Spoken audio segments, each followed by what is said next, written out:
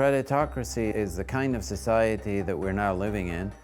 The comparison I make really is with credit card issuers who don't want us to pay off our balances at the end of the month. If you happen to do that, the name they give you in the industry is deadbeat. They don't want deadbeats. They don't profit from deadbeats. They profit from revolvers, people who can't make their ends meet. So the goal in a creditocracy really is to make revolvers of us all.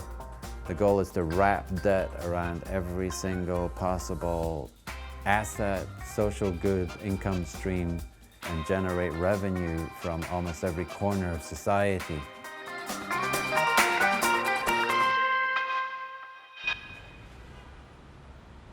All right, so what is the Rolling Jubilee? Do you want to just tell me what that was? So it's a project to buy and abolish debt for pennies on the dollar, expose secondary debt markets, talk about things like ask questions about who owes what to whom, and it allows us to rethink the way that we might want to finance access to basic necessities.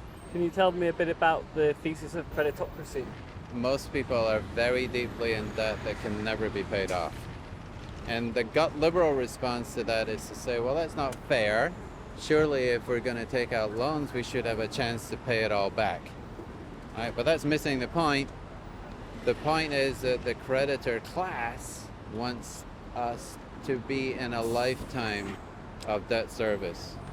They don't want us to pay off our debts entirely, because if you pay off your debt entirely, you're no longer a source of profit to creditors. So they want to keep us on the hook for as long as possible until the day we die. And in fact, beyond the grave in the case of certain kinds of debts. Things are not going to change unless people start to actually act themselves and build power at the grassroots scale and in the financial markets. We're not going to have a system change from above. It's not going to happen.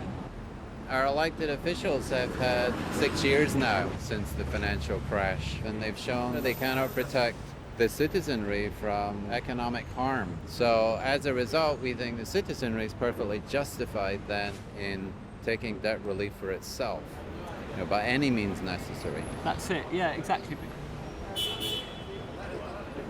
We raised about $750,000 eventually. We used that money to buy medical debts, about $14 million of it. The basic idea, however, behind the Jubilee was really to expose the operations of the secondary debt marketplace.